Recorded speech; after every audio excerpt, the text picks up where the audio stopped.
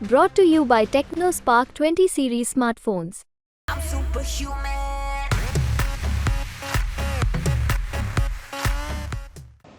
इसीलिए इनका नाम मैंने मनोरंजन मंत्री रख रखा है। मनोरंजन करें, काम खत्म। मैं बताऊं, योगी जी जानते थे कि आदमी उत्पात मचाएगा, इसीलिए इतने महीनों तक उन्होंने मंत्री नहीं बनाया। लाख दिल्ली के दबाव के बाद ये आचार संहिता लागू होने से चंद दिन पहले किया और वो आचार संहिता खत्म होते हुए इनको बर्खास्त भी कर देंगे, क्योंकि जमानत जब्त हो जाएगी जब इनकी, तो दिल्ली वालों के पास भी कोई आधार नहीं रहेगा कि वो कहे कि इनको मंत्री बनाए रखो। सत्ता तो विनम्रता लाती है ना, सत्ता अहंकार जब लाती है तो पतन की शुरुआत हो जाती है, और इनके पतन की शुरुआत हो गया है। नमस्कार, मैं गौरव कुमार पांडे और इस वक्त यूपी तक की टीम मौजूद है घोसी लोकसभा क्षेत्र में और मेरे साथ मौजूद है समाजवादी पार्टी के प्रत्याशी राजीव राय जी। सर, आपका स्वागत है। धन्यवाद। आप सर, सबसे पहला सवाल तो मेरा यही है कि आप चुनाव प्रचार कर रहे हैं और रात के 10:30 बज रहे हैं, कैसा जो है रिएक्शन मिल रहा है लोगों की तरफ से? मेरे ख्याल से आप आखिरी सभा में थे और आपने देखा वो जोश जो उतरते शुरू हुआ पूरी सभा के दौरान रहा। लोगों का फैसला बता रहा है, जुनून बता रहा है, जोश बता रहा है कि सरकार की विदाई तय है और यहाँ से सरकारी उम्मीदवार का जमानत कोई नहीं बचा सकता। ये जनता का खौफ है, समाजवादी पार्टी का खौफ है कि इस लोकसभा में माननीय प्रधानमंत्री जी स्वयं आए, कल मुख्यमंत्री आ रहे हैं, परसों गृह मंत्री आ रहे हैं, अगले दिन रक्षा मंत्री आ रहे हैं और दर्जनों मंत्री और 2 उप मुख्यमंत्री यहाँ बस कंडक्टर की तरह घूम रहे हैं।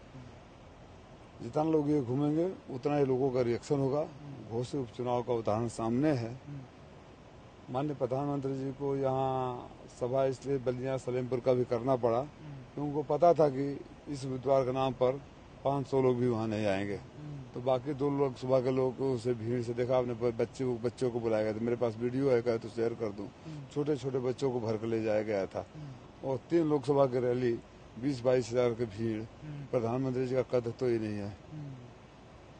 बिल्कुल। इसके अलावा सर, सबसे बड़ी बात तो ये है कि ओम प्रकाश राजभर जो आप ही के साथ जो है 2022 का विधानसभा चुनाव लड़े, उसके बाद अलग हुए और सीधे अब जो है मंत्री हैं योगी सरकार में, उनके बेटे अरविंद राजभर, उनके लिए उन्होंने एक सीट जो है मांगी, वो भी घोसी की seat.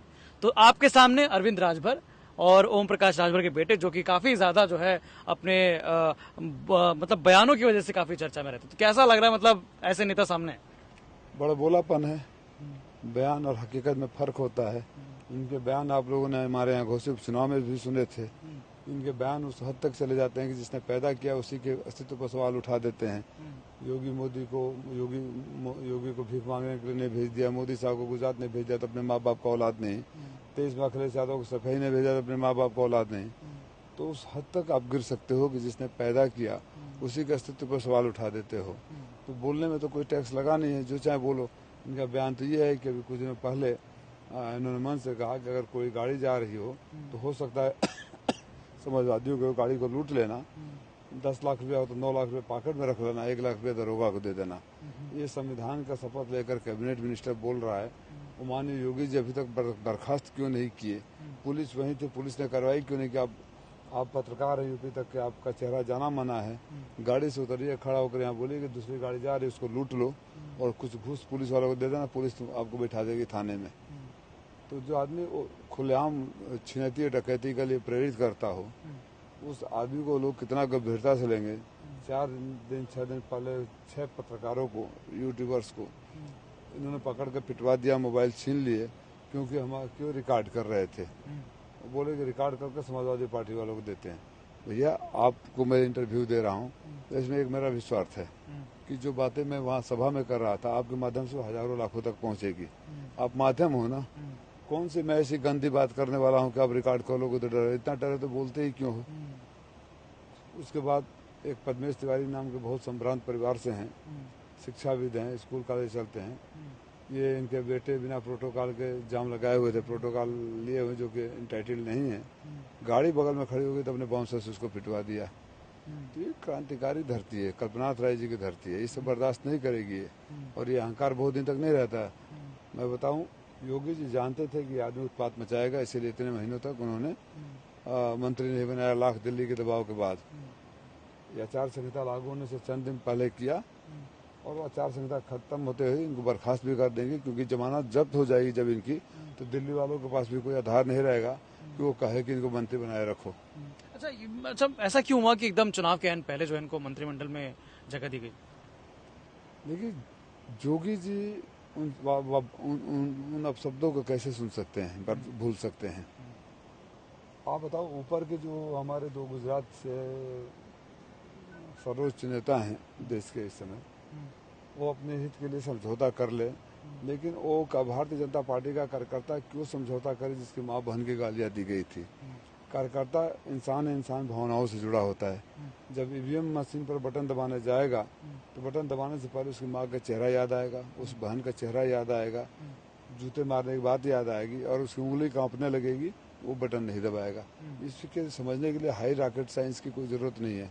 This is so simple that nobody can accept it. अच्छा, अब आते हैं यहाँ के लोकल मुद्दों पर। तो घोसी लोकसभा क्षेत्र में ऐसे कौन से लोकल मुद्दे हैं जिस पर आपको लगता है कि जनता इस बार वोट करेगी? देखिए, अगर दो चीज है यहाँ, तीन चीज है। बुनकरों का इलाका है, बुनकर तबाही के दौर से गुजर रहे हैं। फ्लैट रेट बिजली था, उसको सरकार ने वापस ले लिया, जीएसटी लगा दिया, छापेमारी होती है, लोग तबाह हो रहे हैं। यहाँ से पलायन शुरू हो गया है, जरी का काम बंद हो गया है, जीएसटी अलग से लग गया। जब किसानों की बात करते हैं तो आमतौर पर जो आपके टीवी चैनल पर हम किसान आंदोलन देखते हैं कि बड़े बड़े गाड़ियों से और ट्रैक्टरों से, वो किसान यहाँ नहीं होते। यहाँ किसानों की हालत मजदूरों से भी बदतर है। वो पंजाब, हरियाणा और पश्चिमी उत्तर प्रदेश में जहाँ ज़्यादा खेत है, उसके मालिक यहाँ तो बीघा 2 बीघा वाले हैं। वो जाड़े में खेतों की रखवाली जानवरों से, गर्मी पर बिजली के तारों से करते हैं। जो सबसे बड़ी समस्या है इस इलाके का, जब आपके यहाँ कोई और आय का साधन नहीं है तो एकमात्र सहारा बचता है कि बच्चे को नौकरी मिल जाए, कोई रोजगार मिल जाए तो जीवन यापन हो। वो खेती है नहीं, उद्योग कोई है नहीं। जो पेपर लीक हो रहे हैं, जिस तरह से नौकरियों पर रोक लग गई है, महंगाई के मार में झेल रहे हैं, परिवार बीमार है तो दवा के पैसे नहीं, वो सबसे बड़ी समस्या है। और मेरे लिए सबसे बड़ी चुनौती वो है। मैं पूरा कोशिश करूंगा कि जो अपने अंतर्राष्ट्रीय अनुभव है उसका इस्तेमाल करके घोसी के नौजवानों को अधिक से अधिक नौकरी रोजगार पाऊं कि यहाँ की अर्थव्यवस्था सुधरे। अब जैसे मैं छोटे छोटे खेत की बात किया, तो मान लो जो छोटा खेत है, गेहूं चावल से फायदा नहीं होगा, वो सब्जी की खेती कर सकता है। लेकिन यहाँ रोड सड़कों पर आप जाओगे तो टमाटर लेकर आएगा, अगर मंडी में बेचें तो आधा टमाटर रास्ते में खराब हो जाएगा। और उन्हीं सड़कों पर उपचुनाव में बड़े बड़े जो मंत्री हैं ना, दौड़ रहे थे, वादे कर रहे थे, बस ऑर्डर पास कर दिया हूँ, चुनाव खत्म होते ही शुरू हो जाएगा काम, दूसरा चुनाव आ गया, वैसे ही है। तो जनता इन लोगों को पहचान चुकी है। इसीलिए मैं चाहता हूँ कि और ये बड़ी बड़ी गाड़ियाँ लेकर आए और बड़ी बड़ी सभाएं लाएं। एक तो चीज एक्सपोज हो गए कि इनकी अपनी हैसियत कोई नहीं है। ये इतने लोगों को बुलाकर सोच रहे हैं कि लोग गाली भूल जाएंगे, सोच अपमान भूल जाएंगे, बेरोजगारी का दंश भूल जाएंगे, तो होने वाला नहीं है। अच्छा, इसके अलावा इससे पहले ओम प्रकाश राजभर के ही पार्टी के एक नेता का वीडियो यहाँ से वायरल हुआ था, जिसमें वो कुछ समाज के जो है लोगों को गालियां दे रहे थे उसमें, तो इस पर क्या कहेंगे आप? वो ठाकुरों को गालियां दे रहा था और जो शब्द इस्तेमाल कर रहा है, घिन आती है कि ऐसे लोग भी राजनीति में हैं। नफरत होती है। अब मैं उन शब्दों का प्रयोग नहीं करना चाहता। ऐसे लोगों को दरवाजे के आसपास भी नहीं फटकने देना चाहिए। और मेरी बात लिख लीजिए, जनता इनकी वो हालत करने वाली है घोसी में कि आगे से कोई भी पार्टी चिमटे से भी इनको नहीं छुएगी, कि इनकी असली हैसियत और औकात पता चल जाएगा। तो क्या लगता है कि मतलब ये वोटिंग पे भी असर डालेगा, वो जो जातीय समीकरण तौर पर है? मैं आपको बोल रहा था ना, कैसे ठाकुर स्वाभिमानी जात है, कैसे कोई भूल जाएगा कि इस तरह के सब शब्दों के करोड़ रुपया दे दो, अपनी बेटी बहन को भेज दो, माँ बहन की गालियां कैसे? और वो आदमी तब बाहर कैसे है, बाहर कैसे है वो? अभी कल की घटना सुनाऊं सरकार में, कल नहीं एक हफ्ता हुआ, एक मेरे पास टीचर है, आर्य समाज RSS द्वारा संचालित स्कूल है, उसमें SP सिंह ठाकुर है। वो यूट्यूबर्स आजकल घूमते रहते हैं ओपिनियन जानने के लिए, बेचारे बैठे हुए थे। उन्होंने उनसे पूछा गया, उन्होंने सरकार के बारे में और मेरे बारे में अपने राय व्यक्त कर दी। इतनी अभिव्यक्ति की आज़ादी तो होनी चाहिए। बुलाकर सिर्फ इस बिना पर, अगर चाहेंगे तो उनका एड्रेस भी दे दूंगा, उनको स्कूल से निकाल दिया गया कि आपने राजीव राय की तारीफ करी, सरकार की वो करी। इतना अहंकार, इतने इंसेंसिटिव, कैसे सरकार जनता बर्दाश्त करेगी आपको? सत्ता तो विनम्रता लाती है ना, सत्ता अहंकार जब लाती है तो पतन की शुरुआत हो जाती है, और इनके पतन की शुरुआत हो गया है। अच्छा, आपको क्या लगता है कि जैसे जिस प्रकार के उनके बयान रहते हैं, क्या उन बयानों की वजह से भी ये इस चुनाव पर, इस लोकसभा क्षेत्र पर असर पड़ेगा? इनके नहीं, कहा जाता है बाप दो बाप पूत 1.25 लाख के। इनके बेटों की बातें सुनिए, एक तो फेंकने में माहिर है, एक छोटा वाला गालीबाजी में माहिर है, उसकी भाषा सुनिए, जो भी कुछ कहते हैं उनके नीचे लोगों को कमेंट पढ़िए। Politics is all about perception, और जो लोगों के कमेंट होते हैं ये इनका परसेप्शन जो क्रिएट कर रखा है इनके बारे में लोगों ने, वो है। तो यही इनकी सच्चाई है। पता नहीं आईना भी कैसे देखते हैं रोज। अब देखो बयान, मेरे पिताजी का चेहरा अम्बेडकर से मिलता है, और मैं जब से बाल छिलवा लिया हूँ, हाथ में छड़ी लेकर घूमता हूँ, तो लोग कहते हैं गांधी की तरह दिखते हो। They need treatment. अब क्या कहोगे? मैं मऊ को सिंगापुर बना दूंगा, मऊ को गोवा बना दूंगा, मऊ को मुंबई बना दूंगा। मैंने बोला भाई कुछ भी बना सकते, बस मुझे यही समझ में आ रहा है कि समुद्र कहाँ से लाएंगे। मतलब मैं यहाँ एक पार्टी, आपने बोला कि एक सीट पर लड़ रहे हैं, और घोषणा क्या होती है कि जीत जाऊंगा तो पूर्वांचल राज्य बनाऊंगा, मऊ को राजधानी बनाऊंगा, रसड़ा को जिला बनाऊंगा। अब आप इसको क्या कहेंगे? इसीलिए इनका नाम मैंने मनोरंजन मंत्री रख रखा है। मनोरंजन करें, काम खत्म। अच्छा, अब क्योंकि आपका वाला जो चरण है वो आखिरी चरण है, और इसमें सबने ताकत झोंक रखी है। आपने खुद कहा कि प्रधानमंत्री आए, मुख्यमंत्री कल है उनका प्रोग्राम, उसके बाद रक्षा मंत्री है, तो तमाम सभी लोगों ने जो है अपना दमखम लगा रखा है। क्या लग रहा है कि पूर्वांचल में भाजपा को मतलब इस बार कुछ सफलता मिल पाएगी? सुपड़ा साफ हो जाएगा, खाता नहीं खुलेगा। खाली एक सीट पर बनारस में लड़ाई पर है, बाकी कहीं लड़ाई पर नहीं है। और आप भी सर्वे करेंगे तो पाएंगे। मैं फैक्ट एंड फिगर के साथ बता सकता हूँ। मैं प्रोफेसर हूँ, मुझे रिसर्च एनालिसिस करने आता है। मैं एक एक फैक्ट्स के साथ बना रहा हूँ। आप कास्ट फैक्टर पर करेंगे तो कास्ट फैक्टर, पॉपुलरिटी फैक्टर पर करेंगे पॉपुलरिटी फैक्टर, एंगर फैक्टर पर करेंगे तो एंगर फैक्टर। जो आप दीजिए पैरामीटर, मैं बता दूंगा कि इन्हें कैसे नहीं जीत रहे हैं। अच्छा, घोसी में ओम प्रकाश राजभर या अरविंद राजभर के जो वोटर्स हैं, वो कहा जाता है कि राजभर समुदाय जो है ज्यादा है, तो इस वाले जो है कास्ट फैक्टर पे आप क्या कहेंगे? राजभर 1.25 से 1.5 लाख हैं, क्या ज्यादा है? उसमें से महेंद्र राजभर हैं, उसमें से राजभर मेरे साथ हैं। मेरे साथ इसलिए हैं कि जब लॉकडाउन हुआ था, कोरोना काल आया था, आप लोगों के चैनलों पर, खासतौर से आपके चैनलों पर चला था। रोहित सरदाना साहब उसमें थे, नहीं रहे, उन्होंने बड़ी प्रमुखता से इस बात को उठाया था। हमारे यहाँ के बच्चे, राजभर बच्चे, विदेश में कोई एजेंट ले गया था मलेशिया में, पासपोर्ट छीन लिया, उनको बेच दिया, और उनसे चाइनीज गुंडों के चुंगल में अवैध काम हो रहे थे। उन बच्चों ने इनको, चूंकि राजभर थे, अनिल राजभर, ओम प्रकाश राजभर, उनके बच्चों के बयान भी आपके चैनलों पर चले थे। इन्होंने डांट के भगा दिया, डांट दिया उनको। हमसे पूछ कर गए थे, फिर बड़ा गिर गया तो बोले ये सब अंतर्राष्ट्रीय मामला है, राजीव राय देश विदेश जाते रहते हैं, उनसे पूछो। मेरे पास फोन आया, लंबी कहानी हो जाएगी, शॉर्टकट ये है कि सरकार ने जब कोई मदद नहीं की तो अपने मित्र, एक धोखती मित्र को गाड़ी के साथ भेजा, वहाँ कुछ दूर ढेर से उनको भगा कर ले आया, हाई कमीशन के कैंपस में सरेंडर करवाया, होटल में रखा, इमरजेंसी पेपर तैयार किया, और उनको उस समय भी 3 गुना किराया देकर मैं ले आया। एक टंगुनिया गांव है घोसी में, अगर आप रहेंगे तो जाकर पूछिएगा। ओम अवधेश राजभर देश का डंका बजाने का दावा करने वाले प्रधानमंत्री के देश की हालत देखिए। एक दिन मेरे पास फोन आता है कि भैया एक हमारा रिश्तेदार था, वो मर गया, अफ्रीका में नौकरी करता था। तो मैंने बोला अफ्रीका तो बड़ा कंटिनेंट है यार, मतलब कौन सा देश था? देश का नाम भी हमें नहीं पता है, कोई कागज तो होगा। तो एक कागज खोज के लाया जिसमें बुर्किना फासो का ठप्पा लगा था। बुर्किना फासो दुनिया का दूसरा सबसे गरीब देश है, वेस्ट अफ्रीका में छोटा सा। संयोग ही था कि उस वहाँ का 99-98 में जो एम्बेसडर होते थे वो मेरे दोस्त थे, बाद में जाकर वहाँ मंत्री बन गए थे। मैंने फोन लगाया, मिल गया, और 1 महीने बाद उसकी लाश आई और पैसा भी दिलवाया। ये आदमी वहाँ नहीं गए। बाबूलाल राजभर बड़ा गांव है, कोरोना काल में ईट भट्टे पर मजदूरी थी, हार्ट अटैक हो गया, मर गए। तेरही के पैसे और कफन के पैसे तक नहीं थे। सब कुछ कराने के बाद सारे बच्चियों को गोद लिया हूँ। अगर मेरे बच्चे की होली दिवाली मनती है तो उससे पहले उसके घर मिठाई पटाखे पहुँचते हैं। तो राजभर मेरे भी हैं, तो जो उनका राजभर वोट है उसमें भी सेध है। बाकी अगर उसकी बात ही कर रहे तो मैं खुलकर बोल देता हूँ।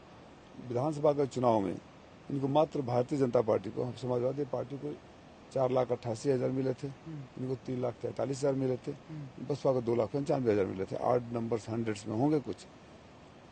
3,88,000 में, 3,40,000 में से सीधे 2 लाख अपर कास्ट और चौहान के, जो मिनिमम है, लोएस्ट मार्क बोल रहा हूँ, इसमें 2 लाख में पूरा चौहान, मतलब 70% चौहान जो उनको जा रहा है, और 50% ही मैं रख रहा हूँ। 2 लाख कम हो गए तो 1.5 लाख पर आ गए। उसमें से भी कुर्मी हमको मिल रहा है, यानी छोटी छोटी जातियों जैसे गोंड जाति हैं, इनके कास्ट सर्टिफिकेट नहीं बन रहे, वो हमें मिल रहे हैं। तो ये तो जमानत भी नहीं बचा पाएंगे, इतनी बड़ी अहंकार वाली बात कर रहे हैं। जितने वोट से जीतने का दबाव करते हैं उतना वोट भी नहीं मिलेगा, आप मेरी बात लिख लीजिए। सर आखिरी सवाल, आज प्रधानमंत्री मोदी ने अपनी सभा में कहा है कि सपा ने साजिश के तहत जो है पूर्वांचल को पिछड़ा बनाया है, इस पर क्या कहेंगे आप? पूर्वांचल में आज जो कुछ भी दिख रहा है, पूर्वांचल एक्सप्रेस से भी समाजवादी पार्टी का कॉन्सेप्ट है। अगर आप इलाहाबाद से आजमगढ़ से कवर करके यहाँ आए होंगे तो जो 4 लेन है राजीव राय के लेटर हेड पर बना हुआ है, जिस शहर में खड़ा होकर इंटरव्यू कर रहे हैं, यहाँ अंडर ग्राउंड केबलिंग राजीव राय ने बनवाया था। यहाँ जो महिला अस्पताल है हमने बनवाया था, पावर सब स्टेशन से अपग्रेड हम लोगों ने करवाया था। एक नाम बता कर गए तो प्रधानमंत्री जी ने मऊ के लिए क्या किया है, उन्होंने बलिया के लिए क्या किया। बलिया में उज्ज्वला योजना शुरू किए थे, फ्री गैस सिलेंडर, और उसी के माध्यम से लूट रहे हैं देश को। क्या हो गया, सिलेंडर रख दिया गया। तो जिस आदमी ने कभी कुछ किया नहीं हो, 10 साल से आपकी सरकार है, 7 साल से उत्तर प्रदेश में सरकार है, आपने क्या किया, हिसाब किताब उनको देना चाहिए ना। सवाल इतना ही है, इसलिए बोल रहे थे कि जिस बगल में जिस व्यक्ति के लिए खड़ा करके वोट मांग रहे थे, उस व्यक्ति के बाप ने उनको कहा था कि देश का दुनिया का सबसे बड़ा झूठा मोदी है। अब यहाँ की जनता समझ नहीं पा रही कि दोनों में झूठा बड़ा कौन है। भाई मैं नहीं कह रहा हूँ, प्रधानमंत्री जी हैं वो भाजपा का नहीं है, मर्यादा होनी चाहिए। मैं तो उनकी बातों को कोट अनकोट कर रहा हूँ कि सबसे बड़ा झूठा मोदी है और मोदी जी उनका प्रचार कर रहे हैं। तो दोनों में से एक तो झूठा हो सकता है ना, ये बात बताना चाहिए ना। बड़ी अजीब स्थिति होगी। बताओ, तो प्रधानमंत्री जी की बातों को कोई श्रेष्ठी देता नहीं। अच्छा सर, अब आखिरी में आप यहाँ की जनता से क्या अपील करना चाहेंगे? मैं जनता से अपील करना चाहता हूँ कि स्वर्गीय कल्पनाथ राय जी की धरती है, संस्कारों की धरती है, संघर्ष की धरती है, त्याग की धरती है। यहाँ गालीबाजों को की शरणस्थली नहीं होना चाहिए। जो संस्कार विहीन प्राणी है, जो भ्रमण करने वाले राजनीतिक प्राणी है, उनका यहाँ ठौर ठिकाना नहीं होना चाहिए। जो कभी किसी का नहीं हुआ आपका नहीं होगा। घोषी की आवाज़ कल्पनाथ राय जी के जाने के बाद सदन में खो सी गई है, दिखाई नहीं देती, सुनाई नहीं देती। उस आवाज़ को मजबूत करिए और उस व्यक्ति को आशीर्वाद दीजिए, दिल पे हाथ रख के। मैं अपने के लिए भी नहीं बोलूँगा, आप अपने दिल पे हाथ रखें। जो आपके साथ कोरोना में, लॉकडाउन में, बाढ़ में, कटान में, ट्रेन दुर्घटना में, इस घर में एक संतोष राय मामा स्वर्गीय कल्पनाथ राय के बड़े करीबी हैं। वो उनका सिर्फ एक ही काम है कि सुबह से शाम तक जितने मरीज आए उनको इलाज कराएं। जिसके पास दवाई के पैसे नहीं दवाई दें। जो बच्चे अनाथ हो जाते हैं उनको सूचना देना, उनको गोद लेना, पढ़ाना। तो अपने दिल से खुद पूछकर जो दिल जमीर कहे वो कर दे। शुक्रिया सर। तो हमारे साथ थे समाजवादी पार्टी के प्रत्याशी और साथ में उन्होंने बताया कि कौन कौन से मुद्दे जो लोकल हैं या काफी हावी और इन मुद्दों पर वोट जो है डलने वाला, और प्रधानमंत्री और राजभर के बारे में भी हमने खूब चर्चा की। तो बाकी तमाम ऐसी चुनावी कवरेज के लिए आप देखते रहिए यूपी तक। धन्यवाद।